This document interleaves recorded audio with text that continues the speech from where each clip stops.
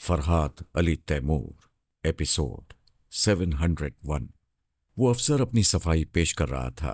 बहरहाल मुझे ये पता चल गया कि दुश्मन के दो टेलीपैथी जानने वाले मुझ पर नजर रखे हुए थे। एक तो जाहिर हो गया था, वो जॉनी के अंदर छुपा रहा था। दूसरा जोजा या उसके साथी के दिमाग में होगा। सुपरमास्टर के ख्याल खानी करने वाले ने अपनी टीम को बताया था कि उनके एक आदमी से हार्वे की फाइट हो रही है। इससे साबित हो गया कि मुझसे लड़ने वाला जोजा का साथी सुपर मास्टर का आदमी था। मैंने उसे जिंदा छोड़कर गलती की थी। वैसे गलती अब भी कर रहा था। जॉनी के अंदर बैठे हुए दुश्मन को अपने तैयारे में ले जा रहा था। मैं क्या करता? जोजा और आर्मर की तरह इस लड़के को तैयारे के बाहर फेंक कर नहीं आ सकता था। 7:40 हुए थे। हम 8 बजे तक पेरिस के फौजी अड्डे में उतरने वाले थे। इसके ठीक 2 घंटे बाद यानी दिन के 10 बजे जॉनी बेख्तियार तब्दील होकर लड़की बनने वाला था। ऐसे वक्त उसके लिए घर की चारदीवारी में रहना जरूरी होता था। वो सामने वाली सीट से उठकर खड़ा हो गया, मेरे पास आया। उसकी आंखों में आंसू थे। मैंने पूछा, क्या हुआ? वो मेरे सामने घुटने टेक कर फर्श पर दोजानो हो गया। मेरे घुटने पर सर रख कर कहने लगा, पता नहीं मुझे क्या होने लगता है। अभी ऐसी ख्वाहिश हो रही है जो पहले कभी मेरे तसव्वुर में भी ना थी। मैंने झुककर उसके चेहरे को दोनों हाथों में लेकर पूछा, अपनी ख्वाहिश बताओ। वो अचानक फर्श पर से उठा, फिर मेरे बेहद नजदीक आ गया। एक गहरी सांस लेकर कहने लगा, यही जी चाहता था कि हर वक्त तुम्हारे साथ रहूं। ऐसा क्यों हो रहा है? पहले कोई ऐसी वैसी बात दिमाग में आती तो मुझे गुस्सा आता था। मैं फख्र से खुद को मर्द बच्चा कहता था। मैं क्या बताऊं, ऐसा लगता है मेरे अंदर कोई बड़ी बात हो गई है। कोई जल्जला आया है। मेरी जमीन कहीं से फट गई है, तड़क गई है, और मुझे पता नहीं चल रहा है। मैंने उसे प्यार से थपकते हुए अपनी साथ वाली सीट पर बिठाया। फिर कहा, तुम्हारे साथ जो कुछ हो रहा है उसे समझना बहुत आसान है, मगर दुश्मनों ने तुम्हें ब्रेन वॉशिंग के जरिए अजूबा बना दिया है। इससे पहले कि तुम अपने मुताल्लिक तहकीक करो, अपनी जात में खुद को तलाश करो। तुम्हारे तब्दील होने का वक्त आ जाता है। तुम एक हैसियत से मर जाते हो और दूसरी हैसियत से जो जिंदगी पाते हो उस जिंदगी को अगले 12 घंटे बाद भूल जाते हो। तुम्हारा मसला बहुत अजीब और बहुत पेचीदा है। अगर वो ख्यालखानी करने वाला तुम्हारे दिमाग को भटकाना छोड़ दे तो पेचीदगी कम हो जाएगी। मैं इंसानियत के नाम पर उस ख्यालखानी करने वाले से इल्तिजा करता हूं कि वो जॉनी का पीछा छोड़ दे। मैं जॉनी की तसल्ली के लिए इल्तिजा कर रहा था। ये दुश्मन की बहुत बड़ी कामयाबी थी कि जॉनी को अजीब अंदाज में मेरे सामने पेश करके उसे मेरी कमजोरी बना दिया था। वो जानते थे कि अब मैं उसे तन्हा भटकने के लिए नहीं छोड़ूंगा, हमेशा साथ रखूंगा, तो उन्हें मेरी मसरूफियात का इल्म होता रहेगा। पहले वो मालूम करना चाहते थे कि यह फरहाद का हमशक्ल कौन है। मैं गुमशुदा तैयारे को तलाश करके पेरिस पहुंचाने का जो कारनामा अंजाम दे रहा था उससे मेरी अहमियत बढ़ गई थी। सुपरमास्टर, मास्कमैन और दूसरे तमाम दुश्मन अच्छी तरह समझ गए थे कि उस तैयारे में जरूर कोई खास बात है जिसे हार्वे गहरे राज में रखे हुए पेरिस ले गया है। हम पेरिस पहुंच गए। फौज के आला अफसरान ने बड़ी गर्मजोशी से मेरा इस्तकबाल किया। मैंने कहा, यह जॉनी मेरा बेहतरीन दोस्त है, लेकिन इसके अंदर एक दुश्मन टेलीपैथी जानने वाला छुपा हुआ है। पहले इसे ले जाकर एक कमरे में बंद कर दें, इसे बाहर निकलने ना दें, लेकिन दोस्ताना रवैया इख्तियार करें। 2 फौजी जवान उसे ले गए। मैंने एक अफसर से कहा, मैं अभी अहम मामलात पर गुफ्तगू करूंगा। इससे पहले उस पायलट हसीना को हिरासत में लिया जाए और सख्त पैरे में रखा जाए। उस हसीना को हिरासत में ले लिया गया। वो कहने लगी, मिस्टर हार्वे, मैं तुमसे कुछ जरूरी बातें करना चाहती हूं। मैंने कहा, तुम्हें पता नहीं है, मैं तमाम जरूरी बातें तुम्हारे दिमाग से मालूम कर चुका हूं। वैसे वादा करता हूं, तुम्हें जल्द रिहाई मिल जाएगी। तुम जहां जाना चाहोगी जा सकोगी। फौजी जवान उसे भी ले गए। मैंने अफसर से कहा, एक आखिरी बात और है। मैंने एक कागज पर जॉनी के लिबास का नाप, उसके सैंडल का साइज, 2-4 विकें और दूसरी जनाना जरूरियात की सामान की एक फहरिस्त लिखी। फिर उसे देते हुए कहा, यह सामान 1 घंटे के अंदर मेरे कॉटेज में पहुंचा दें। उसके बाद मैं 2 आला अफसरों के साथ एक दफ्तरी कमरे में आ गया। उन्हें खुफिया अड्डे के मुतालिक तफसीलात बताते हुए कहा, मैं वहां से कई माइक्रोफिल्में और अहम फाइलें साथ लाया हूं। फाइलें तैयारी के अंदर हैं और माइक्रोफिल्में मेरी जैकेट के अंदरूनी जेबों में हैं। एक आला अफसर ने कहा, आप वो फिल्में दिखाएं। मैं अभी दिखाता हूं। पहले तजुर्बेकार और काबिल एतमाद इंजीनियरों को कॉल करें। उन्हें इस तैयारे के मुख्तलिफ हिस्सों को खोलने का हुक्म दें। इसके अंदर और बहुत से ममालिक के अहम राज छुपे हुए हैं। वो अफसरान हरकत में आ गए। वायरलेस के जरिए कोड वर्ड्स में बातें करने लगे। तैयारी की अहमियत मालूम होते ही उसकी हिफाजत के लिए और सख्त इंतजामात कर दिए। वजारत खारजा के सेक्रेटरी से रब्ता किया तो उसने बताया कि कई मुल्क से सिफारती सतह पर मुसलसल कॉलें आ रही हैं। हर मुल्क के दफ्तर खारजा से कहा जा रहा है कि उस मुल्क के साथ धोखा हुआ है, वहां के अहम राज चुराए गए हैं, और नामालूम टेलीपैथी जानने वालों ने उन ममालिक को बताया है कि वो तमाम राज एक तैयारे के जरिए फ्रांस पहुंचाए गए हैं। हुकूमत फ्रांस के लिए अगरचे मुश्किलात पैदा हो गई थीं, लेकिन अहमियत बहुत बढ़ गई थी। सुपर ताकतें भी नर्म लहजे में दरखास्त कर रही थीं कि उनका कोई राज किसी दुश्मन मुल्क तक न पहुंचे।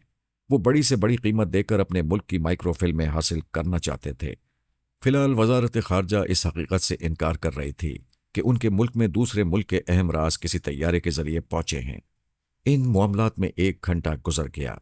9 बज चुके थे। 10 बजने में 1 घंटा बाकी रह गया था। आला अफसर ने कहा, मिस्टर हार्वे, वो माइक्रो फिल्में कहाँ हैं? मैंने जैकेट की जेबों में हाथ डालकर वो फिल्में निकाली। मैंने खुफिया अड्डे से गिनकर 25 फिल्में जेबों में रखी थीं। अब उन्हें निकाला तो वो 21 थीं, यानी 4 गायब हो गई थीं। मैंने जैकेट की तमाम जेबों को टटोला। एक अफसर ने पूछा, क्या बात है? मैंने कहा, 4 माइक्रो फिल्में कम हैं। मुझे याद है मैंने 25 फिल्में गिनकर अपने पास रखी थीं। जस्ट अ मिनट, मुझे सोचने दें। सोचने पर एक ही बात समझ में आई। जॉनी तैयारे में मेरे पास आया था और मेरे गले लग गया था। उधर मैं उसकी कुर्बत से सरशार हो रहा था, इधर दुश्मन ने उसके जरिए 4 फिल्में निकाल ली थीं। ये बात समझ में आते ही मैं जॉनी के दिमाग में पहुंचा। वो अब फौजियों की हिरासत में नहीं था, एक कार में कहीं जा रहा था। उसकी आंखों पर पट्टी बंधी हुई थी कि उसके जरिए मैं उसकी कार की निशानदेही न कर सकूं। मैंने कहा, ऑफिसर, तुम्हारे फौजी जवानों ने जॉनी को छोड़ दिया है। वो एक कार में कहीं जा रहा है, उसकी आंखों पर पट्टी बंधी हुई है। मैं उन अफसरान के साथ तेजी से चलता हुआ वहां पहुंचा जहां जॉनी को एक कमरे में रखा गया था। एक अफसर ने पूछा, जॉनी कहाँ है? जूनियर अफसर ने जवाब दिया, सर, एयरफोर्स के कमांडर साहब आए थे। ये कहकर जॉनी को ले गए कि आला अफसरान के सामने इस लड़के को तलब किया गया है। इतने बड़े अफसर के हुक्म की तामील करना उनका फर्ज था। उन्होंने जॉनी को उस अफसर के हवाले कर दिया था। मेरे साथ आने वाले तमाम अफसरान ने अपने तौर पर ट्रांसमीटर पर रब्ता कायम किया। ये अहकामात जारी किए कि कमांडर जहां भी नजर आए उसे गिरफ्तार कर लिया जाए। मैंने कहा, वैसे कमांडर बेकसूर है। जॉनी के अंदर छुपे हुए शख्स ने उस अफसर के दिमाग पर कब्जा जमा कर जॉनी को अगवा कराया है। मुझे इजाजत दें, मैं जॉनी को खुद तलाश करूंगा। आला अफसर ने कहा, मिस्टर वुल्फ, अगरचे तुमने बहुत बड़ा कारनामा अंजाम दिया है, ताहम उस लड़के को साथ लाकर दुश्मन को हमारे दिमागों में पहुंचने का मौका भी दिया है। मैं और मेरे चंद साथी अफसर योगा के माहिर हैं। मैं कोशिश करूंगा कि हमारे सिवा कोई तैयारे के करीब न जाए। बहरहाल हम तुम्हारी गलती की शिकायत तुमसे नहीं, मादाम सोनिया से करेंगे। तुम जा सकते हो। मैं नादिम था। दुश्मन ने जॉनी को मेरे करीब रखकर थोड़ा सा फायदा उठा लिया था। आइंदा मुझे बहुत ज्यादा मोहतात रहने की जरूरत थी। मेरे लिए एक कार भेजी गई थी। मैं स्टीयरिंग सीट पर बैठ गया। घड़ी देखी, 10 बजने में आधा घंटा रह गया था। मैं जॉनी के दिमाग में पहुंचा। पता चला वो गफलत में है, गहरी नींद सो रहा है। मैंने उसके खाबीदा दिमाग को पढ़ा, फिर कार स्टार्ट की। तेजी से ड्राइव करता हुआ अपने कॉटेज में पहुंचा। जॉनी बिस्तर पर आराम से सो रहा था। मैंने उसे प्यार से देखा। वो मेरा दुश्मन नहीं था, मगर दुश्मनी का जरिया बन गया था। फिलहाल उसके अंदर छुपे हुए दुश्मन को भगाने का मौका हाथ नहीं आ रहा था। जॉनी को अपने पास से भगाने में चंद सेकंड्स भी ना लगते, लेकिन वो मेरी नाकामी होती और उस पर जुल्म होता। कमाल तो ये होता कि दुश्मन मैदान छोड़कर भाग जाता। 10 बजने में अब सिर्फ 2 मिनट रह गए थे। मैंने उसकी जरूरत का तमाम जनाना सामान उसके बिस्तर के पास रखा, फिर दूसरे कमरे में आकर बैठ गया। ख्यालखानी करने वाले दुश्मन ने जिस फौजी अफसर के दिमाग पर कब्जा करके जॉनी को अगवा किया था, उस अफसर को मेरे इस कॉटेज का पता था। दुश्मन हजार दुश्मनी के बावजूद ये चाहता था कि जॉनी को 10 बजे से पहले किसी घर की 4 दीवारी मिले। उसने अफसर के जरिए उसे मेरे कॉटेज में पहुंचा दिया था, लेकिन इससे पहले रास्ते ही में वो 4 माइक्रो फिल्में हासिल कर ली थीं। उन फिल्मों को हासिल करने के लिए मास्कमैन का कोई खास आदमी किसी खास जगह मुंतजिर होगा। अफसर ने उस जगह गाड़ी रोकी होगी। इंतजार करने वाले ने जॉनी की जेब से माइक्रो फिल्में निकाली होंगी। उसके बाद अफसर ने गाड़ी आगे बढ़ाकर जॉनी को कॉटेज में पहुंचाया होगा। उस टेलीपैथी जानने वाले ने इसी तरीक़ेकार पर अमल किया होगा। मुझे दूसरे कमरे में आहट सुनाई थी। मैंने जॉनी के दिमाग में पहुंचकर देखा। वो नींद से बेदार हो गया था। बिस्तर से उठकर सोच रहा था, मैं कहाँ हूं, ये कौन सी जगह है। वो ख्याल खानी करने वाला उसकी सोच में कह रहा था, अभी मुझे सब कुछ मालूम हो जाएगा, फिलहाल आईने के सामने जाना चाहिए। वो आईने के सामने आ गया, फिर खुद को देखकर चौंक गया, बल्कि चौंक गई। 10 बज चुके थे। वो अपने सर को छूकर कह रही थी, ये मेरे सर के बाल लड़कों जैसे क्यों रहते हैं, लड़कियों जैसे बढ़ते क्यों नहीं, और ये मैंने लड़के जैसा लिबास क्यों पहना हुआ है। वो लिबास को उतार कर फेंकने लगी। आईने में अपने हसीन वजूद को देखकर खुश होने लगी। खुश होते होते अचानक संजीदा हो गई। उसे किसी नामालूम सी तब्दीली का एहसास हुआ। उसके अंदर से जज्बों ने कुछ कहा जो समझ में नहीं आया। वो सोचती हुई वहां के सामान को देखने लगी। एक पैकेट से स्कर्ट और ब्लाउज निकालकर पहनने लगी। वो आहिस्ता आहिस्ता अपने पहनावे और श्रृंगार से मुकम्मल लड़की बनती जा रही थी। इस दौरान वो उलझी हुई सी रही, मगर उलझन समझ में नहीं आई। उसके दिमाग में अब मालूमाती सोचें उभर रही थीं। मैं स्विट्जरलैंड से वापस आ गई हूं, अभी पेरिस में हूं। ये हार्वे वॉटसन का कॉटेज है। फराद अली तैमूर के 2 हम शक्ल हैं। दूसरे हम शक्ल का नाम ब्राइन वुल्फ है। मैं उसे याद दिला रहा था कि गुज़िश्ता रोज जब वो पेरिस से स्विट्जरलैंड जा रही थी तो तैयारी की सीढ़ी के पास ब्राउन वुल्फ से सामना हुआ था। फिर स्विट्जरलैंड के एक कॉटेज में ब्राइन वुल्फ उसके साथ वाले कमरे का किराएदार था। उसके बाद वो रात 10 बजे जीना की हैसियत से मर गई थी और अब दिन के 10 बजे हार्वे वॉटसन के कॉटेज में फिर जिंदा हुई है। उसे कमरे से निकलकर देखना चाहिए कि कॉटेज में अभी वो तन्हा है या कोई यहां मौजूद है। वो मुकम्मल हसीन लड़की के रूप में खुद को आदम कद आईने के सामने देख रही थी। अपने हुस्न शबाब को देखकर अंगड़ाई ले रही थी। फिर अंगड़ाई लेते लेते रुक गई। सोचने लगी, पहले अंगड़ाई के लिए बदन ऐसे नहीं टूटता था। ये जोड़ जोड़ में मीठा मीठा सा दर्द क्यों हो रहा है। क्या मैं किसी से फाइट करती रही हूं? क्या किसी ने मेरी इतनी पिटाई की है कि रुई की तरह धुनक कर रख दिया है? उसके दिमाग में सोच उभरी, मुझे फजूल बातें नहीं सोचना चाहिए। कमरे से निकलकर कॉटेज का जायजा लेना चाहिए। वो आईने के पास से घूमकर एक अदाए नाज से चलती हुई कमरे से बाहर आ गई। मुझे देखकर ठिठक गई। फिर कहने लगी, तुम ब्राइन वुल्फ हो? मैं आतिशदान के पास बैठा हुआ था। इजी चेयर से उठकर कहने लगा, खुदा का शुक्र है तुम मुझे ब्राउन वुल्फ कह रही हो, वरना दुनिया वाले जिस तरह तुम्हें जॉनी समझते हैं उसी तरह मुझे हार्वे वॉटसन कहते हैं। जीना के दिमाग में समझाया गया था कि मैं हार्वे वॉटसन हूं। ये बात उसे याद आ गई। वो कहने लगी, तुम हार्वे हो? मैंने नागवारी से कहा, तो फिर मैं तुम्हें जीना नहीं, जॉनी लड़की नहीं, लड़का कहूंगा। वो पांव पटक कर कहने लगी, मैं लड़का नहीं लड़की हूं, जीना हूं।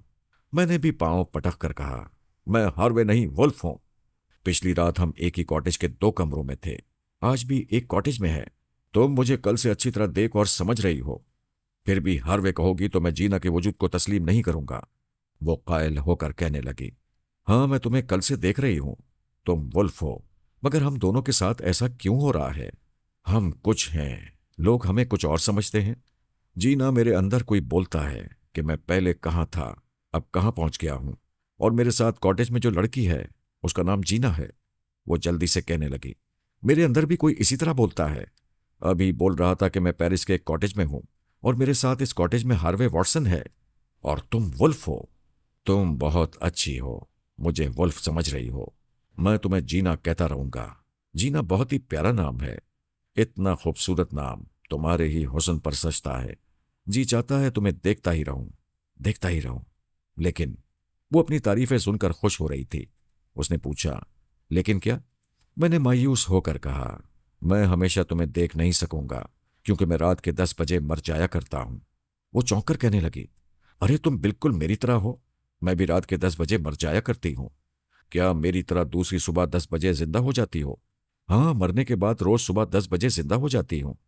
फिर तो हम दोनों ड्रैकुला के खानदान से ताल्लुक रखते हैं। ऐसी बातें ना करो, मुझे डर लगता है। फिर तुम ही बताओ, क्या हम दोनों जिंदा कहलाने के लायक हैं? हम मुर्दा हैं। हमारे बच्चे पैदा होंगे तो वो भी आधे जिंदा और आधे मुर्दा रहा करेंगे। हमारा खानदान मुर्दों का खानदान कहलाएगा। ओफ, हम कितने बदनसीब हैं। मैं दोनों हाथों से मुंह छुपाकर रोने की एक्टिंग करने लगा। वो जल्दी से मेरे पास आ गई, मेरे शाने पर हाथ रखकर कहने लगी, हौसला करो, तुम्हें इस तरह रोना नहीं चाहिए, नहीं तो मैं भी रोने लगूंगी। मैं अपने लिए नहीं, अपने होने वाले बच्चों के लिए रो रहा हूं। सब्र करो, खुदा ने चाहा तो हमारे बच्चे। वो कहते कहते चौंक गई, फिर कहने लगी, ये बच्चे कहां से आ गए? वो भी हमारे बच्चे? यानी मेरे बच्चे तुमसे और तुम्हारे बच्चे मुझसे होंगे? कभी नहीं, हरगिज़ नहीं। तुमने ये कैसे सोच लिया कि? वो बोलती जा रही थी। मैंने उसके अंदर ख्वाहिश बेदार की। वो तैयारे में जॉनी की हैसियत से गले लगने के लिए बेताब हुई थी और एक तरफ की जेब को साफ कर दिया था। फिर उसी ख्वाहिश ने अंगड़ाई ली तो उसने मेरी गर्दन में बाहें डाल दी, मेरे सीने पर अपना धड़कता हुआ दिल रख दिया।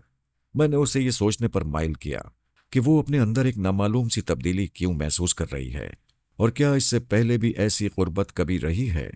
वो गले लगकर दूर होना चाहती थी, मगर एक अनजाने रिश्ते ने उसे रोक लिया।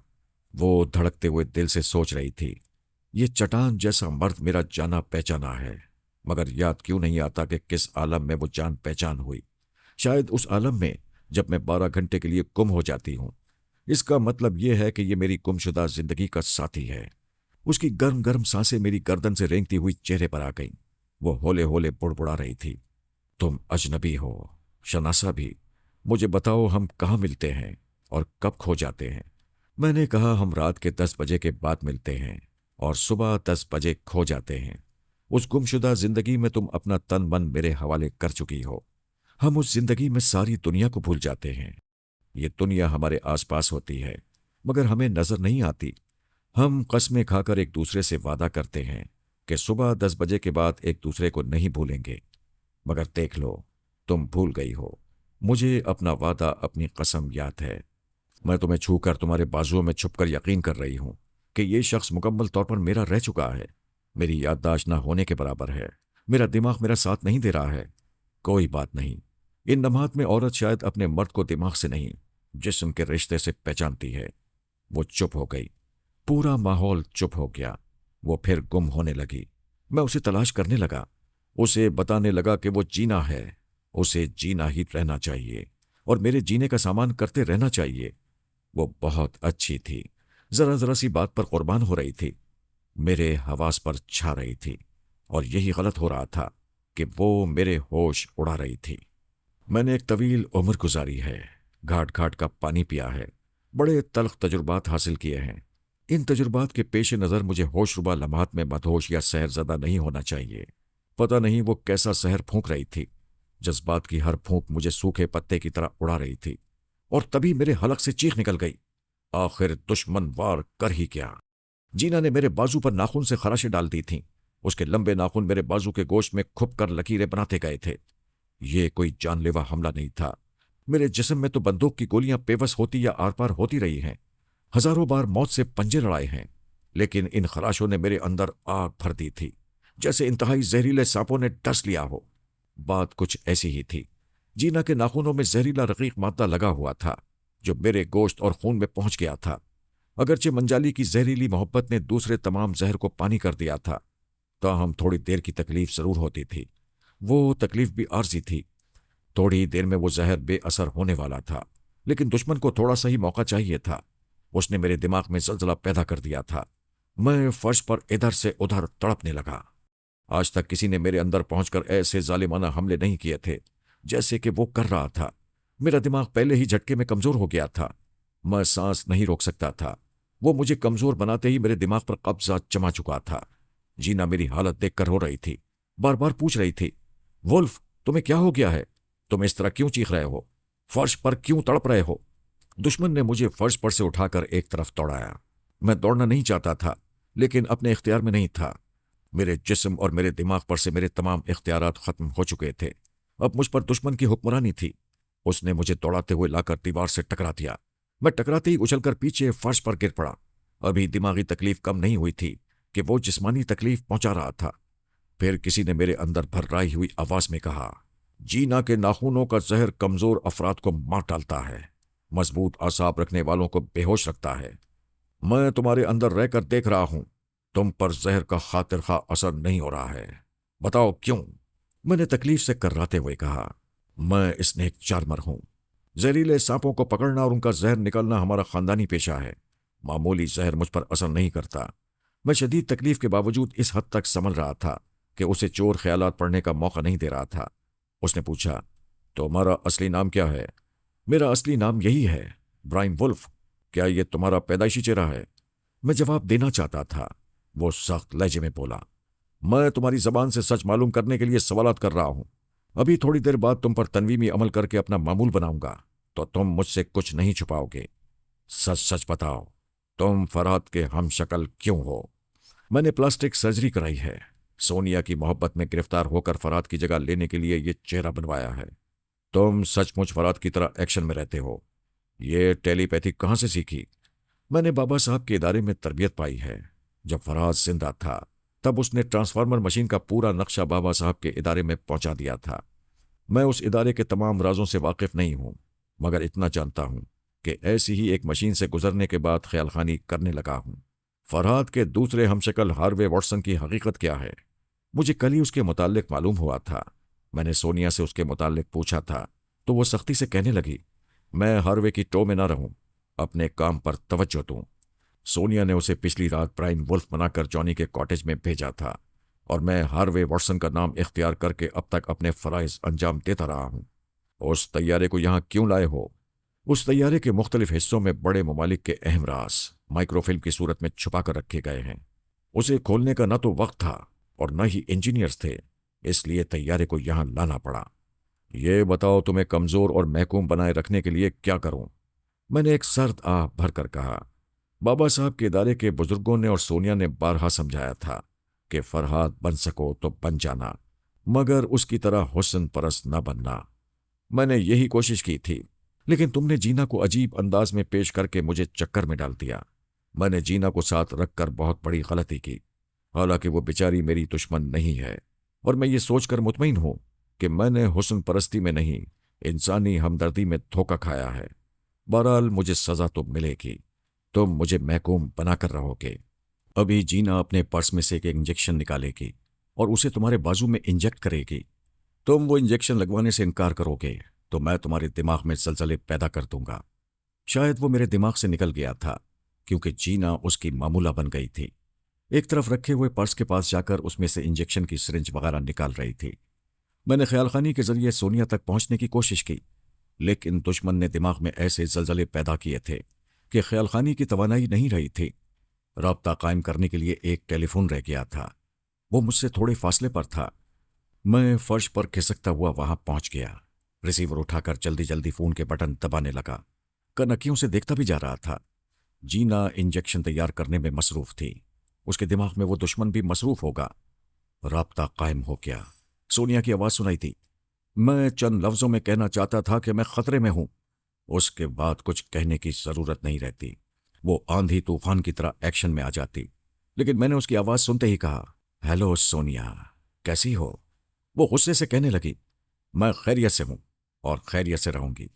तुम जल्द ही हराम मौत मरोगे। अभी मुझे रिपोर्ट मिली है कि तुमने किसी लड़की को अपने साथ लगा रखा है। उसकी वजह से 4 माइक्रोफिल्मों का नुकसान हुआ। मैं इस खबर की मुंतजिर हूं कि वो तुम्हें जहन्नुम में पहुंचा चुकी हो। अपनी उम्र देखो और अपनी हुस्न परस्ती पर शर्म करो। मैं फिर उसे खतरे से आगाह करना चाहता था। तब पता चला मैं आजाद नहीं हूं। वो मेरे अंदर खामोशी से मौजूद था, मुझे अपनी मर्जी के मुताबिक बोलने का मौका नहीं दे रहा था। मैंने उसकी मर्जी के मुताबिक कहा, तुम गुस्सा बाद में दिखाना। मैं पिछली रात का थका हुआ हूं, शाम तक नींद पूरी करूंगा। मेरे साथ आने वाली जिस लड़की पर तुम्हें गुस्सा आ रहा है, उसका नाम जीना है। मैं जीना के जरिए ख्यालखानी करने वाले दुश्मन की गर्दन पकड़ने वाला हूं। इसके लिए आज रात की किसी फ्लाइट से जर्मनी जाऊंगा। तुम सरकारी सतह पर मेरी और जीना की रवानगी का इंतजाम कर दो। पहले तुम मेरे दिमाग में आकर तफसील से अपनी प्लानिंग बताओ, फिर मैं तुम्हारी रवानगी का इंतजाम कर दूंगी। मैंने दुश्मन की मर्जी के मुताबिक कहा, जरा इंतजार करो, मैं 10 मिनट बाद तुम्हारे पास आऊंगा। ये कहते ही उसने राब्ता खत्म कर दिया। मैं बुरी तरह फंस गया था। उसके एक एक इशारे पर नाच रहा था। आज तक किसी ने इस तरह मुझे कठपुतली नहीं बनाया था। वो मेरे दिमाग से निकलकर जीना के अंदर गया था। अब जीना उसके हुक्म के मुताबिक बोल रही थी, उठो और बिस्तर पर लेट जाओ। मैं अपनी जगह से उठकर बिस्तर पर आ गया। वो दुश्मन एक वक्त में किसी एक ही के दिमाग में जा सकता था। जब जीना के अंदर होता तो मैं इंजेक्शन की सिरिंज छीनकर तोड़ सकता था, लेकिन इसमें मेरा ही नुकसान होता। वो मेरे दिमाग में जलजले पैदा करता चला जाता। कुछ अरसा पहले मैंने कैनी पॉल का जो हशर किया था वही मेरा भी हशर होता। जीना ने मेरे बाजू में सुई पेवस कर दी। सिरिंज का तमाम रकीक मादा मेरे अंदर पहुंचा दिया गया। अब दुश्मन को इत्मीनान हो गया था कि मैं आसाबी कमजोरी के बाद अपने बचाव का कोई रास्ता नहीं पाऊंगा और जीना उसकी मर्जी के खिलाफ कॉटेज से बाहर नहीं जाएगी। मैं जिन मखसूस कोड वर्ड्स के जरिए सोनिया के दिमाग में जाता था, दुश्मन ने वो कोड वर्ड्स मेरे कमजोर दिमाग से मालूम कर लिए थे। अब वो सोनिया के पास जाकर क्या कह रहा था ये मैं नहीं जान सकता था। मुझ पर गुनूदगी तारी हो रही थी। पता नहीं इंजेक्शन का असर था या पिछली रात से जागने के बाइस नींद आ रही थी। जलजले के बाइस दिमाग भी थका हुआ था, इसलिए मैं जल्द ही नींद की आगोश में पहुंच गया। उधर जीना दुश्मन के शहर से निकली या दुश्मन उसके दिमाग से निकलकर मेरी दिमागी कैफियत मालूम करने आया तो वो परेशान होकर फिर रोने लगी। कहने लगी, मैंने क्यों तुम्हें इंजेक्शन लगाया है? क्या तुम 10 बजे से पहले मरने वाले हो? वो बिस्तर पर आ गई, मुझे झंझोड़ने लगी। मैंने एक जरा आंख खोलकर देखा, वो दूर चली गई। मेरे पास आने वाली दूर नहीं जा सकती थी। दुश्मन ने ही उसे दूर किया होगा। उसके बाद दोबारा मेरी आंख लग गई। शायद 2 घंटे गुजरे होंगे। मैंने नींद की हालत में महसूस किया वो मुझ पर तनवीमी अमल का आगाज कर रहा था और कह रहा था, मैंने नींद के दौरान मालूम कर लिया है तुम आसाबी कमजोरियों में मुब्तला हो। मैं तुम्हारे अंदर तवानाई पैदा करूंगा। मेरे हुक्म की तामील करते जाओ। इसी तरह हाथ पांव ढीले छोड़कर लेटे रहो। देखो, तुम्हारे तसव्वुर में 2 आंखें नजर आ रही हैं। उन्हें नीम ख्वाबी के दौरान देखते रहो। मैंने ख्वाब किसी हालत में 2 हसीन आंखें देखीं। मुझ पर तनवीमी अमल करने वाला मर्द था, लेकिन हिप्नोटाइज करने वाली आंखें किसी हसीना की थीं। ये बात मेरी समझ में नहीं आई। ऐसा तनवीमी अमल में कभी नहीं होता कि आवाज एक आमिल की हो और आंखें दूसरे आमिल की, लेकिन वो अमल जारी था। ये मजाक हो गया था। वो दुश्मन अपने अमल के तमाम तरीकों से मुझे मामूल बना रहा था। मैं समझ रहा था कि ऐसे में कभी उसके जेर असर नहीं आऊंगा। इसके बावजूद मैं उसे फरेब देने के लिए मामूल बनता जा रहा था।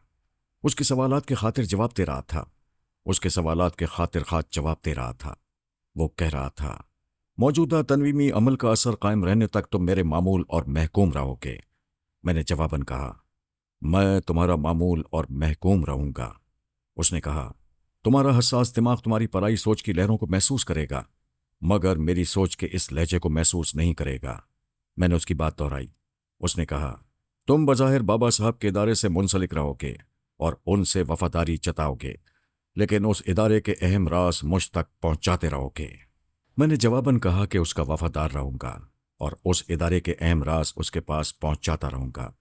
उसने अपनी दानिश में तनवीमी अमल के जरिए मुझे अच्छी तरह जकड़ लिया। फिर मुतमईन होकर कहा, अब तुम 4 घंटे तक तनवीमी अमल की नींद पूरी करोगे। मैं फिर तुम्हारे पास आऊंगा। मैंने महसूस किया नींद फिर से मुझ पर गालिब आ रही है, जबकि मैं उसकी तनवीमी नींद सुलाने से नहीं सो रहा था। उस दुश्मन का अमल तो सिफर होकर रह गया था। इसके बावजूद मैं सो गया। अब एक नया चक्कर चल पड़ा था। एक नई उफ्ताद आ पड़ी थी। नींद के दौरान एक सुरीली हंसी सुनाई थी। ख्वाब के स्क्रीन पर वही हसीन आंखें थीं जिन्होंने दुश्मन की तनवीमी अमल को नाकाम बनाया था। हंसी के साथ एक हसरत भरी हाय सुनाई थी। हाय, एक तवील इंतजार के बाद काबू में आए हो। मैं छुप छुप कर 1000 जतन करती रही कि किसी तरह थोड़ी देर के लिए तुम्हारा दिमाग कमजोर हो जाए और मैं इसकी मालिक बन जाऊं, मगर तुम फौलाद हो। तुम्हें तोड़ना मेरे बस में नहीं था और मैं तुम्हें तोड़ना नहीं, अपने साथ जोड़ना चाहती थी। मैंने कहा, तुम्हारी आवाज जादू भरी है। कौन हो तुम? मुझे फांसने के हथकंडे ना आजमाओ। मैं तुम्हें अपने साथ जोड़ना जरूर चाहती हूं, मगर महकूम बनाकर। हाकिम बनने का ख्याल दिल से निकाल दो और मेरे मामूल बनने के लिए तैयार हो जाओ। पहले मेरी बात सुन लो। मैं वक्त जाया नहीं करूंगी। वो दुश्मन मुतमईन हो गया है कि तुम 4 घंटे तक तनवीमी नींद सोते रहोगे। असल तनवीमी नींद तो मैं सुलाऊंगी। फिर उसने मुझे बोलने का मौका नहीं दिया। मैं दिमागी और आसाबी कमजोरियों में मुब्तला था। ख्वाब के स्क्रीन पर नजर आने वाली आंखों से चिपक कर रह गया था। वो आंखें सहर फूंक रही थीं और मेरे वजूद को तिनके की तरह उड़ा रही थीं। मैं जैसे नूर की एक किरण बनकर उसकी आंखों की गहराई में गया। उसके बाद मुझे अपनी खबर न रही। यकीनन वो नई मुसीबत मुझ पर अमल कर रही होगी और मैं उसका मामूल और महकूम बन रहा हूंगा। ये तो आने वाला वक्त ही बताएगा कि मैं क्या था, क्या हो गया हूं और आइंदा मेरा क्या बनने वाला है। मेरी आंख खुल गई। सबसे पहले सामने वाली दीवार घड़ी पर नजर गई। शाम के 5 बज रहे थे। इसका मतलब था मैंने तन्वीमी नींद पूरी की है। जो वक्त मुकर्रर था उसी के मुताबिक बेदार हो गया हूं। मेरा यह ख्याल दुरुस्त निकला। कोई मेरे दिमाग में आया था। मैंने सोच की लहरों को महसूस करते ही सांस रोक ली। वो बाहर गया, फिर अंदर आकर बोला, ब्रायन वुल्फ, ये क्या हरकत है? क्या मेरी सोच की लहरों को नहीं पहचानते?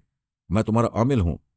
मैंने पूछा, गधे के बच्चे, कभी तेरे बाप ने भी अमल किया था? वो गरज कर कहने लगा, मैंने तुम्हारे दिमाग में जो जलजले पैदा किए थे उन्हें भूल गए। लो अब समझ जाओ। मैंने सांस रोकी। वो बाहर हो गया। पहले वो जॉनी और जीना के लहजे में बोलता था। अब इस यकीन के साथ अपने लहजे में बोल रहा था कि मैं उसका महकूम हूं, उसका कुछ बिगाड़ नहीं सकूंगा। और वो कम वक्त अपने अंदाज में बोलने वाला पास्कल था। मैं उसके पास जा सकता था, ख्यालखानी कर सकता था। तन्वीमी नींद पूरी करने के बाद हैरत अंगेज तौर पर मेरी दिमागी तवानाई बहाल हो गई थी। शायद उस तन्वीमी अमल करने वाली ने अपने तरीक़ाकार से मेरी तवानाई मुझे वापस की थी, ताकि उसके सिवा कोई और मेरे दिमाग में बगैर इजाज़त न आ सके। मैंने आंखें बंद करके पास्कल की आवाज़ और लहजे को अपनी गिरफ्त में लिया। ख्यालखानी की परवाज़ की, लेकिन वो परवाज़ भटक कर वापस आ गई। मुझे उसका दिमाग नहीं मिला। ये तो नहीं कहा जा सकता कि वो मर चुका है। वो जिंदा था। मास्क मैन ने उसके और चोचो के दिमागों को नई आवाज़ और नए लहजे से हम आहंग कराया था और पुरानी आवाज़ और लहजे को उनके अंदर से मिटा दिया था। बेशक 4 घंटे पहले पास्कल ने ही मुझे दिमागी अजियतों में मुब्तला किया था और मेरे अंदर आकर अपने साबिका लहजे में बोलता रहा था, लेकिन यह साबिका लहजा आर्जी था। उसका ताल्लुक मौजूदा पास्कल के दिमाग से नहीं था, इसलिए मैं उसके अंदर पहुंचने में नाकाम रहा था। मैं बिस्तर पर बैठ गया, सर झुकाए सोचता रहा। जिसकी हसीन आंखों ने मुझ पर अमल किया था, मैं उसकी मुतरन्नम आवाज़ और लहजे को याद करने लगा। वो बड़ी देर तक मेरे अंदर बोलती रही थी। मुझे याद आना चाहिए था, लेकिन मैं भूल चुका था। ये सीधी सी समझ में आने वाली बात थी। उस हाकिम बनने वाली ने तन्वीमी अमल के जरिए अपनी आवाज़ और लहजे को मेरे दिमाग से मिटा दिया था, और ये बात भी मेरे जहन में नक्श करती होगी कि मैं उसकी सोच की लहरों को महसूस नहीं करूंगा। वो जब चाहेगी खामोशी से आकर मेरे ख्यालात पढ़ती रहेगी और मेरी लाइल्मी में अपने अहकामात की तामील मुझसे कराती रहेगी। मैं बुरा फंसा था, आसमान से गिरा था, खजूर में अटक गया था। मैं आंखें बंद करके सोच के जरिए पूछने लगा, क्या तुम मौजूद हो? क्या मुझसे बातें नहीं करोगी? मैंने जवाब का इंतजार किया। मेरे दिमाग के अंदर खामोशी रही। कोई सोच नहीं उभरी। मैंने कहा, ठीक है, जवाब ना दो। मैंने अभी तन्वीमी नींद पूरी की है। तुम अपने अमल का असर देखने आई हो और मेरी बातें सुन रही हो। एक बात अच्छी तरह याद रखो, मेरी जिंदगी में कितने ही खतरनाक दुश्मन और जबरदस्त टेलीपैथी जानने वाले नए नए अंदाज में आए। सबने अपनी जहानत की आखिरी हद तक पुरस्कार बनकर मुझे मिट्टी में मिलाना चाहा। मैंने उन सबको एक ही जवाब दिया, और वो जवाब तुम्हारे लिए भी है। इसे सुनो और गिरा में बांध लो कि पुरस्कार सिर्फ खुदा की जात है। उसके सिवा जिसने भी पुरस्कार बनने की कोशिश की, उसे कुदरत ने सबके सामने नंगा कर दिया। मेरी फहरिस्त में ऐसे कई नंगे हैं। आइंदा तुम्हारा इजाफा होने वाला है। दूसरी तरफ मुसलसल खामोशी थी। मैं बिस्तर से उतरकर टहलना चाहता था। अचानक जीना का ख्याल आ गया। मैं अपनी उलझनों में उसे भुला बैठा था, और इतना वक्त गुजरने के बावजूद वो भी मेरे पास नहीं आई थी। मैं तेजी से चलता हुआ दूसरे बेडरूम में आ गया। वहां बिस्तर खाली था। वो वॉशरूम में भी नहीं थी। मैंने आवाज दी, जीना। जवाब नहीं मिला। तब मैं उसके दिमाग में पहुंचा। वो चीखें मार रही थी। उसे बिजली के झटके पहुंचाए जा रहे थे। उन झटकों के बाइस मेरी सोच की लहरें बार बार उसके दिमाग से निकल आती थीं। फिर झटके बंद हो गए। वो नीम मुर्दा सी होकर बिस्तर पर चारों शाने चित हो गई। उसके कमजोर दिमाग ने बताया कि अब तक 3 बार ऐसे झटके दिए जा चुके हैं। वो पेरिस के एक अस्पताल में थी, और उसके आसपास डॉक्टरों और नर्सों के अलावा फौजी अफसरान भी थे, जिनसे सुबह पेरिस के फौजी हवाई अड्डे में मुलाकात हुई थी। इससे ज्यादा वो कुछ न बता सकी। उसका दिमाग गफलत की तारीकियों में डूबता चला गया। मुझे उन फौजी अफसरान पर बड़ा गुस्सा आया। वो बेचारी मासूम जीना पर बेजा जुल्म कर रहे थे। पता नहीं वो कितने अरसे से दुश्मनों के हाथों में खेल रही थी। उसे दोहरी शख्सियत में मुब्तला किया गया था। उसका माजी, उसका हाल, उसका मुस्तकबिल, उसके वालिदैन, उसका दिमागी सुकून, सब कुछ छीन लिया गया था। अब ये फौजी अफसरान उस पर जुल्म कर रहे थे। मैं एक अफसर के दिमाग में पहुंचा तो उसने सांस रोक ली। मैंने फौरन ही सोनिया को मुखातिब किया। उसने पूछा, तुम कहाँ थे? 2 घंटे पहले मैंने फोन किया था। मैं सो रहा था। ताज्जुब है तुम ऐसी गहरी नींद नहीं सोते कि घंटी की आवाज पर न उठ सको। मैं तनवीमी अमल की नींद सो रहा था। क्या मतलब? मतलब बाद में समझाऊंगा। अभी ये मालूम करो फजाइया के आला अफसरान जीना पर जुल्म क्यों कर रहे हैं। उनसे कहो उसे फौरन रिहा कर दें। ये जीना क्या वही लड़का या लड़की है जो तुम्हारे साथ कॉटेज में थी? हाँ वही है। ठीक है तुम जाओ, मैं मालूम करती हूँ। मामला क्या है? मैं तुम्हारे पास रहूंगा। तुम अफसरान से फोन पर बात करो। मैं दिमाग पर बोझ महसूस करूंगा। प्लीज बात मान लो। मैं अभी फोन करूं तो दिमाग में आ जाना। मैं वापस आ गया। सोचने लगा, क्या फौजी अफसर मेरे कॉटेज में आए थे और जीना को यहां से गिरफ्तार करके ले गए थे? मगर क्यों ले गए थे? मैं बेचैनी से टहलने लगा। बार बार फोन की तरफ देखने लगा। 10 मिनट गुजर गए, फिर 20 मिनट गुजर गए। मैंने झुंझलाकर उसे मुखातिब किया, तुम क्या कर रही हो? तुम्हें मेरी जहनी परेशानियों का एहसास है या नहीं? वो कहने लगी, जीना के लिए इस कदर परेशान क्यों हो? तुम्हारी जिंदगी में ऐसी लड़कियां खिलौनों की तरह आती हैं और टूट कर चली जाती हैं। ये खिलौना नहीं है, बहुत ही मजलूम लड़की है। इतनी मजलूम है कि उसकी खातिर मैंने दुश्मन ख्यालखानी करने वालों को अपने करीब रहने का मौका दिया। उसने मौका पाकर मेरे दिमाग में जलजले पैदा कर दिए, मुझे अपना महकूम बनाने की कोशिश की। मुकद्दर ने मुझे उस दुश्मन से तो बचा लिया, मगर एक ख्यालखानी करने वाली ने मेरे दिमाग पर कब्जा जमा लिया है। तनवीमी अमल के जरिए मुझे अपना मामूल और महकूम बना लिया है। यानी दुश्मन बनकर ही सही, एक और औरत तुम्हारी जिंदगी में आ गई। मैंने गरज कर कहा, बकवास मत करो, ताने ना दो। ये समझो कि जीना किस कदर हमदर्दी की मुस्तहिक है कि मैंने उसकी खातिर इतने सारे अजाब मोल लिए हैं। फिर मैंने उसकी दोहरी शख्सियत के मुतालिक बताया तो वो बोली, ठहरो, अभी फौजी अफसरान भी मुझे यही कह रहे थे कि वो कभी लड़का बनकर और कभी लड़की बनकर मुख्तलिफ ममालिक के राज चुराती है। ये झूठ है। वो जानबूझकर लड़का नहीं बनती। मैं उसके दिमाग में रहकर उसकी बेबसी देख चुका हूं। सोनिया ने कहा, मैं तुम्हारी बात से इनकार नहीं करूंगी, लेकिन तुम जो माइक्रो फिल्में लाए हो, अफसरान ने उन्हें इनलाज करा के देखा है। 3 फिल्मों में जीना की साफ तस्वीरें हैं। वो कहीं लड़के के रूप में और कहीं लड़की के रूप में नजर आती है। फिल्मी रिपोर्ट के मुताबिक वो दुनिया की मासूम तरीन खतरनाक लड़की है। उसके अंदर ऐसी कुछ बातें और सलाहियतें हैं कि वो फौलादी आसाब रखने वाले उसूल पसंद अफराद को भी अपनी तरफ खींच लेती है। मुख्तलिफ ममालिक की अहम सियासी और सरकारी शख्सियात के साथ उसकी तस्वीरें मौजूद हैं। पता नहीं वो कितनों को उल्लू बनाती हुई तुम्हारे पास पहुंची थी। मैंने कहा, वो उल्लू नहीं बनाती, उसके मुताल्लिक रिपोर्ट देने वाले उल्लू हैं। उन्होंने जाहिर में जो कुछ देखा वही बयान कर दिया। उनके बरक्स मैंने उस लड़की के अंदर रहकर उसे अच्छी तरह समझा है। बड़े बड़े ममालिक की अहम शख्सियात से उसका क्या ताल्लुक है? यकीन करो वो जानबूझकर किसी से मिलने नहीं जाती। उसके दिमाग में बैठा हुआ दुश्मन पास्कल उसे मास्कमैन के मकासद के लिए इस्तेमाल करता है। सोनिया ने कहा, 3 हफ्ते पहले पास्कल हमारा कैदी था। जीना के मुतालिक महीनों पहले की फिल्म रिपोर्ट है। उन दिनों कौन ख्यालखानी करने वाला उस लड़की को आलायकार बनाता होगा? मैंने जवाब दिया, मास्कमैन के पास कितने ही हिप्नोटाइज करने वाले मौजूद हैं। जीना का पहले ब्रेन वॉश किया गया, फिर तनवीमी अमल के जरिए उसके खाली ब्रेन में दोहरी शख्सियत को नक्श किया गया। तनवीमी अमल का असर कम से कम 7 दिन रहता है। हर 7वें दिन उस पर अमल किया जाता होगा। अब पास्कल के आ जाने से आसानी पैदा हो गई है। वो जब चाहता है उसके दिमाग में आता जाता रहता है और उसे मास्कमैन के मकासद के लिए इस्तेमाल करता रहता है। तुम जैसा कह रहे हो वैसा ही हो रहा होगा, मगर तुम हुक्काम के लिए फरहाद नहीं हो। वो जिस फरहाद पर एतमाद करते हैं वो मर चुका है। तुम ब्राइन वुल्फ हो, अभी एतमाद के काबिल नहीं हो, इसीलिए वो सिर्फ मुझ पर भरोसा करते हैं। मेरी जमानत पर उन्होंने तुम्हें गिरफ्तार नहीं किया है, वरना अहम खुफिया बैनुल अक़वामी मामलात में मुलव्विस रहने वाली जीना के साथ वो आज़ाद नहीं छोड़ सकते थे। मुझ पर ऐसा न चिताओ, उनसे कहो मुझे गिरफ्तार करें, फिर तमाशा देखें। अगर तुम चाहती हो कि हुकूमत से हम देरीना ताल्लुकात बहाल रखें तो 1 घंटे के अंदर जीना को मेरे पास पहुंचा दिया जाए।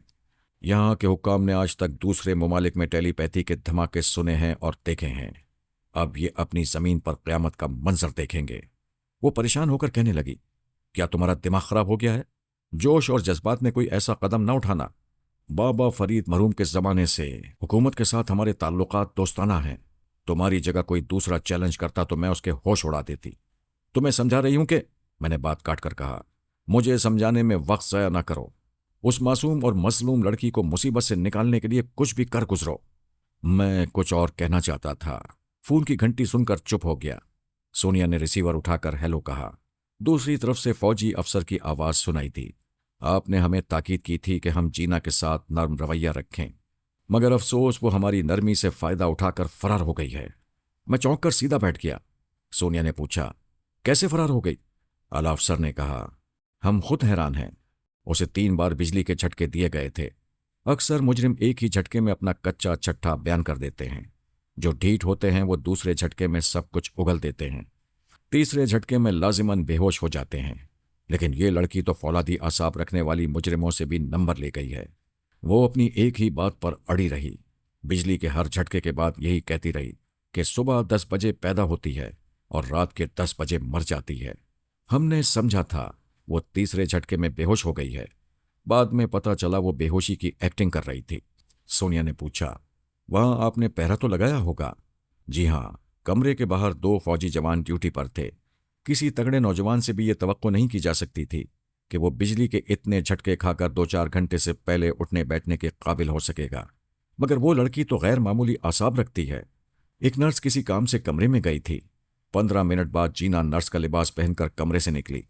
वो इतनी फुर्ती से पहरेदारों के सामने से गुजरी थी कि कोई उसकी सूरत न देख सका। यही समझा गया कि अभी जो नर्स अंदर गई थी वही बाहर जा रही है। सोनिया ने अफसर की बातों के दौरान सोच के जरिए मुझसे कहा, क्या ख्याल है, तुम ऐसी चालबाज लड़की को मासूम और मजलूम कह रहे थे? मैं अब भी कहता हूं, पास्कल उससे ऐसी हरकतें करा रहा है। अफसर ने टेलीफोन पर पूछा, हेलो माताम, क्या आप सुन रही हैं? हाँ, उस लड़की की हरकतें सुन रही हूं और हैरान हो रही हूं। मैंने एक इजाज़त हासिल करने के लिए फ़ोन किया है। हम ब्राइन वुल्फ को हिरासत में लेंगे। मैं इसका मशवरा नहीं दूंगी। ब्राइन वुल्फ का जीना के मामला से कोई ताल्लुक नहीं है। वो कानून का एहतराम करने वाला काबिल एतमाद शख्स है। आपको इतना ही एतमाद है तो हम हिरासत में नहीं लेंगे, लेकिन उसे कॉटेज में नज़रबंद रखेंगे। सोनिया ने अफसर से कहा, ज़रा 1 मिनट, मैं अभी बात करती हूँ। फिर उसने मुझसे कहा, फराद तुम ज़रा जाओ, मैं अफसर को समझा रही हूँ, तुमसे अभी बात करूंगी। तुम अफसर को समझाओ। मुझे क्यों भगा रही हो? मैं भगा नहीं रही हूं। तुम इस वक्त जीना के लिए जोश और जज्बे से भरे हुए हो। मैं अफसर से जो मामला तय करूंगी वो तुम्हें नागवार गुजरेंगे। मैं वादा करता हूं तुम्हारी मुखालफत नहीं करूंगा। वो फोन पर अफसर से कहने लगी, आपको इंतजार करना पड़ा, माजरत चाहती हूं। दरअसल मैं गौर कर रही थी कि ब्राइन वुल्फ को कॉटेज में नजरबंद रखना मुनासिब ना होगा। आप वुल्फ को इस फरेब में मुब्तला रखें कि वो हर तरह से आज़ाद है। उस पर किसी किस्म का शुबा नहीं किया जा रहा है। वो इस खुशफहमी में कॉटेज से बाहर जाएगा, जीना को तलाश करेगा। वो दोनों कहीं ना कहीं जरूर एक दूसरे से मिलेंगे। ऐसे वक्त आपके निगरानी करने वाले जीना को गिरफ्तार कर लेंगे। शुक्रिया मादाम, ये तरीक़ाकार मुनासिब रहेगा। मैं मिलिट्री इंटेलिजेंस के 2 आदमियों को अभी ब्राइन वुल्फ की निगरानी पर मामूल करता हूं। उसने फ़ोन का रब्ता ख़त्म कर दिया। वो मुझसे कहने लगी, मैं जानती हूं तुम उसकी तलाश में वहां से निकलोगे। मैंने तुम्हें नजरबंदी से बचा लिया। अब तुम निगरानी करने वालों से निमट लेना। मैंने मुस्कुराकर कहा, सोनिया तुम्हारा जवाब नहीं है। तुम्हारा भी जवाब नहीं है। उस लड़की के खातिर पास्कल के गुलाम बनते बनते रह गए। किसी नामालूम ख्याल खानी करने वाले के महकूम हो गए। अब फिर उसके लिए मरने जा रहे हो। तुम्हारा तो खुदा ही हाफिज है। मैंने उससे रब्ता ख़त्म किया। अलमारी के पास आकर लिबास तब्दील किया। कुछ ज़रूरी सामान एक बैग में रखा। अच्छी खासी करेंसी भी रख ली। फिर बैग को शाने से लटकाकर बाहर जाना ही चाहता था कि मेरे कदम रुक गए। मैं चंद लम्हों के लिए जहां था वहीं पत्थर का होकर रह गया था। कॉटेज का दरवाज़ा खुला हुआ था और खुले हुए दरवाजे से उसका साया अंदर आ रहा था। फिर वो दोनों बाहें फैलाकर मेरी तरफ दौड़ते हुए बोली, मुझे छुपा लो। 10 बजने में सिर्फ 3 घंटे रह गए हैं। मैं मरने से पहले तुम्हारी आगोश में तमाम सांसें पूरी कर लेना चाहती हूं। फिर वो आकर मेरे कदमों में गिर पड़ी। पारस और सोनिया जेरे जमीन दुनिया से बाहर आ गए थे। दुनिया की वही रौनक थी। सड़कों पर नए और पुराने मॉडल्स की गाड़ियां सुबुक रफ्तारी से चल रही थीं। मर्द, औरतें, बूढ़े, बच्चे रंग बरंगे लिबास में आते जाते दिखाई दे रहे थे। सुसाना ने दूर तक देखते हुए कहा, जेरे जमीन दुनिया में रोशनी और हवा का माकूल इंतजाम था, लेकिन हमारी दुनिया की रोशनी और हवा की ताजगी की और ही बात है। यूं लग रहा है जैसे मैं अभी कब्र से निकल कर आई हूं। पारस ने कहा, आपा जान, उन्होंने तुम्हारे साइज की खबर बनाई थी, मगर तुम्हें सुलाते सुलाते खुद हमेशा के लिए सो गए। ये आपा जान का मतलब क्या है? हमारी पाकिस्तानी तहजीब में बड़ी बहन को आपा जान कहते हैं। तुम फ्रांसीसी हो या पाकिस्तानी? हमारी शहरियत फ्रांसीसी है और दिल पाकिस्तानी। हमारे दादा परदादा पाकिस्तान बनने से पहले वहां की मिट्टी में पैदा होते रहे और वहीं खाक होते रहे। वो चौंक कर कहने लगी, ये तुमने मुझे बड़ी बहन क्यों कहा? क्या मैं तुमसे बड़ी हूं? तुम कद और जिसामत के एतबार से बड़ी लगती हो। औरत रिश्ते में चाहे कुछ भी लगती हो, उम्र में ज्यादा नहीं लगना चाहिए। चलो कोई बात नहीं, तुम उम्र में बहुत छोटी हो, मगर अपने पहाड़ जैसे कद की मुनासबत से आपाजान हो। वो शाने पर हाथ रख कर कहने लगी, तुम मुझे इतने अच्छे क्यों लगते हो? इसलिए कि तुम्हारा दिल अच्छा है, तुम्हारी आंखें अच्छी हैं, तुम्हें सब अच्छे नजर आते हैं। अब ये बताओ कहाँ चलोगी? जिब्रील मेरे लिए परेशान होगा, हम पहले होटल जाएंगे। मेरा जाना मुनासिब नहीं है। मेरा जिब्रील तुम्हें अच्छा नहीं लगता क्या? बहुत अच्छा लगता है, लेकिन अभी उसका दिल मेरी तरफ से साफ नहीं है। मैं सफाई पेश करूंगी। ये इतना आसान नहीं है। सुपर मास्टर का टेलीपैथी जानने वाला उसके दिमाग में बुरी तरह हावी है। तुम पहले जाकर उसे यकीन दिलाओ कि सुपर मास्टर के आदमियों ने तुम पर तेजाब से हमला किया था। जब मैं कहूंगी तो उसे यकीन जरूर आएगा। यकीन आ जाए तो मुझे बुला लेना। तुम कहाँ मिलोगे? उसने एक नन्हा सा ट्रांसमीटर जेब से निकाला, फिर उसे देते हुए कहा, इसे छुपा कर रखो। मुझे बुलाना हो तो कहीं छुप कर इस फ्रीक्वेंसी पर कॉल करना, मुझसे राब्ता हो जाएगा। उसने ट्रांसमीटर को अपने पास छुपा लिया, पारस से मुसाफा किया, उसके गाल पर एक बोसा लिया, फिर टैक्सी में बैठकर चली गई। पारस ने 5 मिनट इंतजार किया, फिर एक करीबी रेस्टोरेंट में आ गया। उसके एक टॉयलेट में पहुंचकर अपनी नाक के नथनों में छोटे छोटे से स्प्रिंग लगाए, जिसके बाइस नथने फैल गए। नाक चौड़ी और चपटी हो गई। आंखों पर भूरे रंग के लेंसेस लगाए, अपनी भवों पर मसनूई भवें चिपकाईं, चेहरे पर दाढ़ी और मूंछ का इजाफा किया। सिर्फ 10 मिनट में उसका चेहरा बिल्कुल तब्दील हो गया। कोई उसे पारस की हैसियत से पहचान नहीं सकता था। वो रेस्टोरेंट से बाहर आना चाहता था। उसे ट्रांसमीटर पर इशारा मौसूल हुआ। वो फिर टॉयलेट में आ गया। सुसाना ने होटल पहुंचते ही राब्ता किया था। वो कह रही थी, जिब्रील कमरे में नहीं है, यकीनन वो मुझे तलाश करता फिर रहा है। पारस ने कहा, तुम होटल से निकलकर तलाश करो, मैं भी तलाश करता हूं।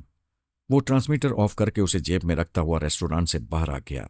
फिर एक एजेंसी में जाकर किराए पर एक कार हासिल की। जिब्रील को पूरे शहर में तलाश करने का मसला था। उसने कार स्टार्ट करके आगे बढ़ाई, फिर ट्रांसमीटर की फ्रीक्वेंसी तब्दील करके फ्रांसीसी जासूस से राब्ता किया। उसने कहा, मिस्टर पारस, मैं अभी आपसे राब्ता करने ही वाला था। जिब्रील ये शहर छोड़कर पेरिस जा रहा है। इस वक्त वो एयरपोर्ट के रेस्टोरेंट में बैठा अपनी फ्लाइट का इंतजार कर रहा है। मालूम करो उस फ्लाइट में 2 सीटें मिल सकती हैं या नहीं। अगर ना मिलें तो हमारे लिए तैयारा चार्टर्ड कराओ, तुम भी साथ चलोगे। फिर उसने सुसाना से राब्ता किया। उससे कहा, तुम्हारा जिब्रील ये शहर छोड़कर पेरिस जा रहा है। तुम अभी कहाँ हो? मैं होटल से निकल रही हूं। वो पेरिस जा रहा है या जा चुका है? वो अभी एयरपोर्ट में है। तुम होटल का बिल अदा करो, मैं तुम्हारे पास आ रहा हूं। हम भी पेरिस जा रहे हैं। पारस, तुम बहुत अच्छे हो। तुमने मुझसे पहले जिब्रील को ढूंढ लिया और मेरी खातिर उसके पीछे पेरिस जाने के लिए तैयार हो गए हो। मैं तुम्हें दिल की गहराइयों से प्यार करती हूं। मैं जिस गाड़ी में था तुम्हारे पास आ रहा हूं, उसके नंबर नोट कर लो। मैं उस गाड़ी की स्टीयरिंग सीट पर रहूंगा, लेकिन तुम मुझे पहचान नहीं सकोगी। मैंने आरसी मेकअप के जरिए अपना हुलिया तब्दील कर लिया है। उसने गाड़ी के नंबर नोट कराए। 15 मिनट में होटल पहुंच गया। वो इंतजार कर रही थी। गाड़ी के नंबर पढ़ते ही दौड़ कर आई। पारस को हैरानी से देखा। वो बोला, वक्त कम है, तुम ड्राइव करो। वो स्टीयरिंग सीट पर आ गई। पारस उसके साथ वाली सीट पर बैठ गया। जब कार आगे बढ़ गई तो उसने जासूस से राब्ता कायम किया। उसने बताया, मिस्टर पारस, तैयारे में 2 सीटें मिल जाएंगी। आप दोनों के पासपोर्ट वगैरह की जरूरत पड़ेगी। पारस ने जवाब दिया, मैं मास्टर डिंग डोंग के हुलिये में हूं। इस हुलिये से ताल्लुक रखने वाले शख्स के तमाम जरूरी कागजात तुम्हारे पास हैं। सुसाना अभी 20 मिनट में अपना पासपोर्ट लेकर आ रही है। पारस ने ट्रांसमीटर ऑफ करके देखा। सुसाना ड्राइव करते हुए रो रही थी और आंसू पोंछती जा रही थी। उसने ताज्जुब से पूछा, क्यों रो रही हो? वो कहने लगी, क्या अपनी बदनसीबी पर रोना नहीं आएगा? मैं उस पर जान देती हूं, लेकिन मेरे गुम हो जाने पर उसने मुझे तलाश नहीं किया। मुझे छोड़कर पेरिस जा रहा है। क्या वो समझता है कि मैं मर गई हूं? मरने वालों को भी इस तरह नहीं छोड़ा जाता। उनकी लाश को ढूंढा जाता है। वो मोहब्बत का दावा करने वाला मेरा आखिरी दीदार करने के लिए मुझे तलाश कर सकता था। उसकी आंखें आंसुओं से भीग रही थीं। उसने गाड़ी को एक तरफ रोकते हुए कहा, मैं उसके पास नहीं जाऊंगी, उसकी सूरत नहीं देखूंगी। सोसाना, तुम्हें बददिल नहीं होना चाहिए। वो आज भी तुम्हारा दीवाना है और हमेशा तुम्हारा ही दीवाना रहेगा। पारस अपने रुमाल से उसके आंसू पोंछने लगा। वो उसका हाथ झटक कर कहने लगी, मुझे झूठे दिलासे ना दो। तुम और जिब्रील गुस्से में हालात का तज्जिया करना भूल जाते हो। क्या नहीं जानती कि उस बेचारे का दिमाग दुश्मन ख्यालखानी करने वाले की मुट्ठी में है? वो मोहब्बत करने वाला दिमाग से ना सही, दिल से तो मेरे लिए सोच सकता है। दिल से सोचने की बात सिर्फ शायराना अंदाज में कही जाती है। जरा मोहब्बत से सोचो। वो बेबस है। दुश्मन ने उसे ये कहा होगा कि पारस सोसाना को अगवा करके पेरिस ले गया है। शायद वो तुम्हारी तलाश में जा रहा है। वो खुश होकर बोली, सच? हाँ, जिब्रील को कुछ इस तरह का झूठ बोलकर पेरिस ले जाया जा रहा होगा। वो पारस के शाने पर सर रखकर कहने लगी, तुम मेरे लिए रहमत का फरिश्ता हो। अब मुझे याद आया, जिब्रील से मेरा झगड़ा इसी बात पर हुआ था। वो मुझे कभी पेरिस और कभी न्यूयॉर्क चलने को कहता था। मैं झगड़ा करके होटल से निकली तो जेरे जमीन दुनिया में पहुंच गई। तुम दुरुस्त कहते हो, वो मुझे दिलो जान से चाहता है। मुझे ढूंढने पेरिस जा रहा है। तो फिर जल्दी चलो, कहीं तैयारा ना निकल जाए। वो कार स्टार्ट करके तेजी से ड्राइव करने लगी। एयरपोर्ट से कुछ पहले जासूस ने गाड़ी रुकवाई। उनके पास आकर कहने लगा, कुछ लोग जिब्रील की निगरानी कर रहे हैं। आप दोनों का साथ जाना मुनासिब नहीं है। सुसाना ने कहा, मैं यहां से टैक्सी में जा रही हूं। वो अपना सफरी बैग लेकर कार से निकली। जासूस ने उसके पासपोर्ट और दीगर जरूरी कागजात लेकर कहा, तुम्हारे ये कागजात तुम्हारे टिकट के साथ स्विस एयरलाइन के काउंटर पर मिल जाएंगे। तुम वहां ठीक आधे घंटे में पहुंच जाना।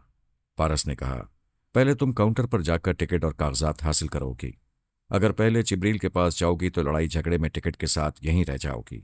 मैं उससे मिलने में देर करूंगी तो वो कहीं चला ना जाए। वो तुम्हारी नज़रों से गुम नहीं होगा। पेरिस जाने के लिए एयरपोर्ट पहुंचा हुआ है। वैसे मैं उस पर नजर रखूंगा। वो फुटपाथ पर टैक्सी के इंतजार में खड़ी हो गई। पारस जासूस के साथ चला गया।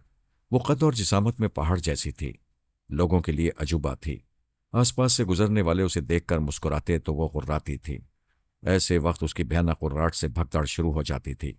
वो और जिब्रील 2 ही दिनों में शहर के एक सिरे से दूसरे सिरे तक मशहूर हो गए थे। अखबारात में दोनों की तस्वीर शाया हो चुकी थीं। उनके मुतालिक लिखा गया था कि वो जितने शहजोर और ख़तरनाक हैं उतने ही मासूम भी हैं। अगर उन्हें ना छेड़ा जाए तो वो किसी को नुकसान नहीं पहुंचाते हैं। एक पिकअप के ड्राइवर ने उसके करीब गाड़ी रोकते हुए पूछा, लिफ्ट चाहती हो? मैं टैक्सी का इंतजार कर रही हूं। वो हंसते हुए कहने लगा, इतनी बड़ी जिंदा लाश पिकअप के पिछले हिस्से में जा सकेगी? टैक्सी के पहिए तो पंक्चर हो जाएंगे। सुसाना ने स्टीयरिंग की खिड़की में हाथ डालकर उसे अपनी तरफ खींचा। वो अपनी तमाम कुव्वतों के साथ खुद को छुड़ाने की कोशिश करता रहा, लेकिन खिड़की के अंदर से यूं खिंचा हुआ बाहर आ गया जैसे मक्खन से बाल निकल आता है। सुसाना ने उसे फुटपाथ पर पटक कर उसके सीने पर एक पांव रखते हुए पूछा, पिकअप के पीछे अब किसकी लाश जाएगी? फुटपाथ पर भीड़ लगने लगी। वो दोनों कान पकड़कर कह रहा था, मुझे माफ कर दो, मैं मजाक कर रहा था। आइंदा कभी ऐसा मजाक नहीं करूंगा। उसने सर के बाल पकड़कर उठाते हुए कहा, मैं एयरपोर्ट जाऊंगी। मैं ले जाऊंगा। तुम मुझे नहीं, मैं तुम्हें ले जाऊंगी। उसने दोनों हाथों से उसे उठाकर पिकअप के पिछले हिस्से में फेंक दिया। फिर स्टीयरिंग सीट पर आकर गाड़ी स्टार्ट की। उसके बाद एक झटके से आगे बढ़ाकर तेज रफ्तारी से ड्राइव करती चली गई। सिपाही दूर खड़े तमाशा देख रहे थे। कुछ लोगों ने पूछा, वो तुम्हारे सामने एक ड्राइवर को उसकी गाड़ी समेत अगवा करके ले गई और तुम लोग कानून के मुहाफिज होकर तमाशा देखते रहे? एक सिपाही ने कहा, तुम लोगों ने सुना नहीं? वो एयरपोर्ट जा रही है। खुदा का शुक्र अदा करो, ये शहर छोड़कर जा रही है। अगर हम उसे रोकते तो वो बला फिर यहीं रह जाती। उस बला ने पिकअप वाले को एयरपोर्ट पहुंचकर छोड़ दिया। जासूस की हिदायत के मुताबिक आधे घंटे बाद काउंटर पर पहुंची तो उसे टिकट और अपने तमाम कागजात मिल गए। उसने काउंटर से पलटकर दूर तक नजरें दौड़ाईं। एक मैगजीन स्टॉल के सामने पारस नजर आ गया। वो तेजी से चलती हुई उधर आ गई और किसी मैगजीन का इंतखाब करने के बहाने पारस के करीब हो गई। वो अपने चेहरे के सामने अखबार खोले खड़ा हुआ था। आहिस्तगी से कहने लगा, वो बोर्डिंग कार्ड लेने गया है। सुसाना ने एक मैगजीन की कीमत अदा की, फिर अपना बोर्डिंग कार्ड लेने के लिए काउंटर पर आ गई। जिब्रील वहां से जा चुका था।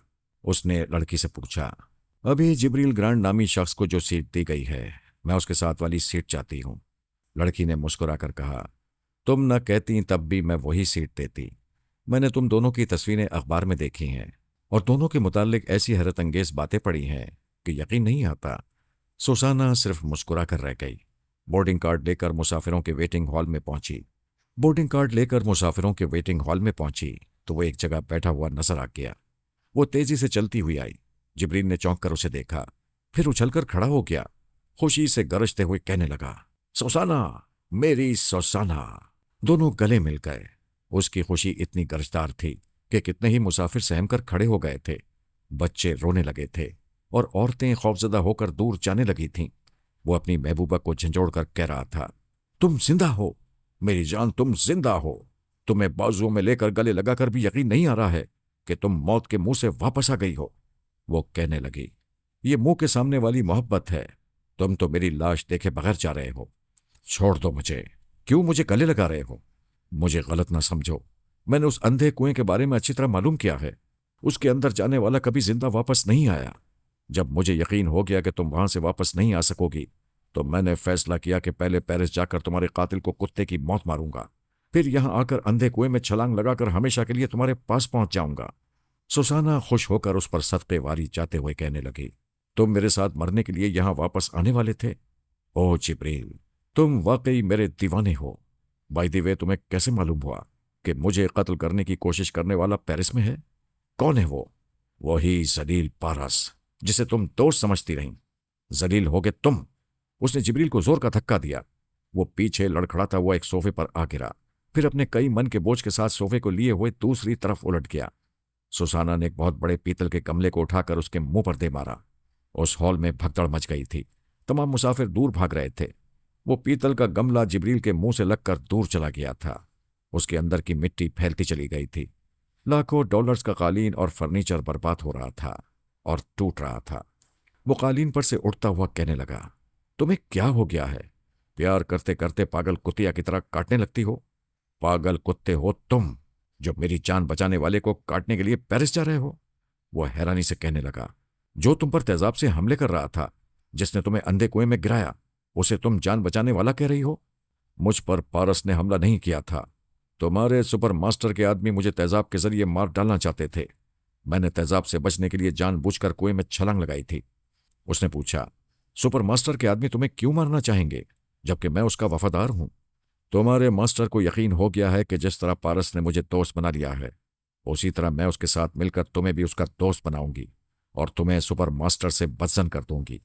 वो जानता है कि तुम मेरे दीवाने हो, मेरी बातों में आ जाओगे। अगर मैं मार डाली जाऊंगी तो पारस तन्हा तुम्हें दोस्त नहीं बना सकेगा।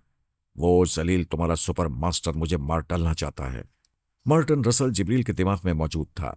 उसकी सोच में बोल रहा था, ये मेरी सुसाना नहीं कह रही है, बल्कि वो ख्याल खानी करने वाला कह रहा है, जिसने तनवीमी अमल के जरिए इसे जहनी तौर पर कनीज बना लिया है। ये उसकी पाबंद हो गई है। जैसा वो चाहता है वैसे ही ये बोलती है। जिब्रील ने अचानक सांस रोकी। मार्टिन रसल की सोच बाहर निकल गई।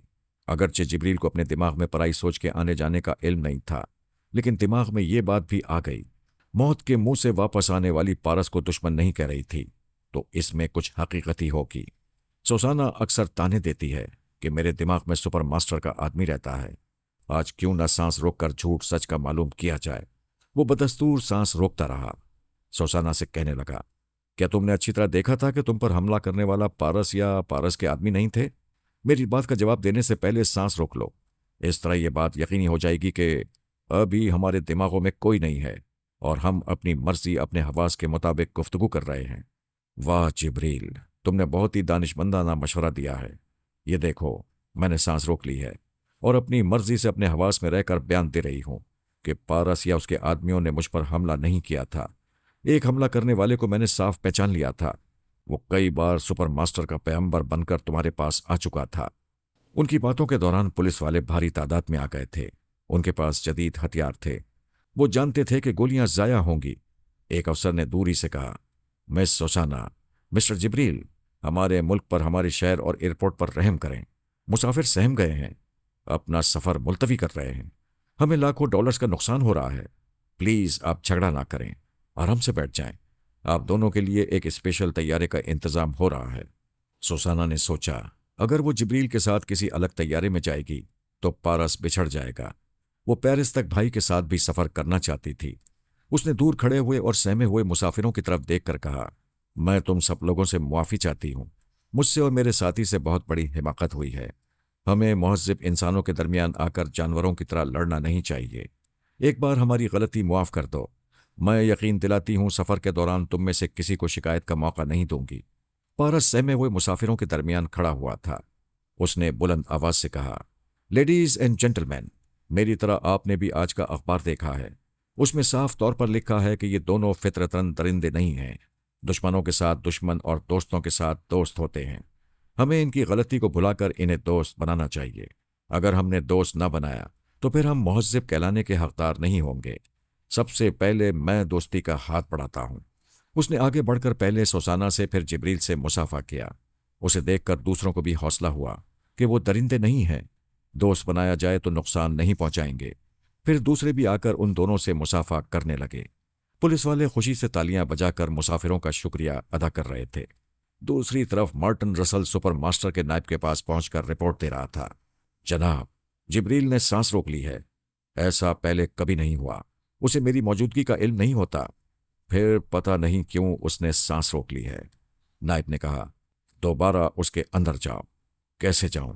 वो सांस नहीं ले रहा है। आप जानते हैं वो और सोसाना आधे घंटे तक सांस रोक सकते हैं। शायद उसने पराई सोच की लहरों को महसूस करके ऐसा किया है। अगर कोई पराई सोच की लहर आती तो पहले वो चौंकता, फिर उसे भगाने के लिए सांस रोकता। मैं यकीन से कहता हूं कोई पराई सोच महसूस नहीं हुई। उसने मुझे भगाने के लिए ऐसा किया है। जब वो तुम्हें महसूस नहीं करता है तो फिर तुम्हें भगाने का अमल क्यों करेगा? यही तो समझ में नहीं आ रहा है। तो समझने की कोशिश करो। बार बार उसके पास जाओ। वो तो मैं जाता रहूंगा। तुमसे ये पूछने आया हूं कि सोसाना की तरह वो भी हाथ से निकलता दिखाई दे तो क्या करना चाहिए? वही जो सोसाना के साथ किया जा रहा था। पता नहीं पारस उसे किस तरह अंधे कुएं से निकाल लाया था।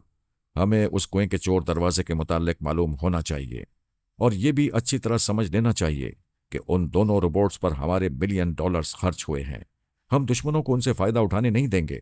इससे पहले कि वो बाबा साहब के इदारे में जाकर पनाह लें, उन्हें तेजाब से नहला दिया जाएगा।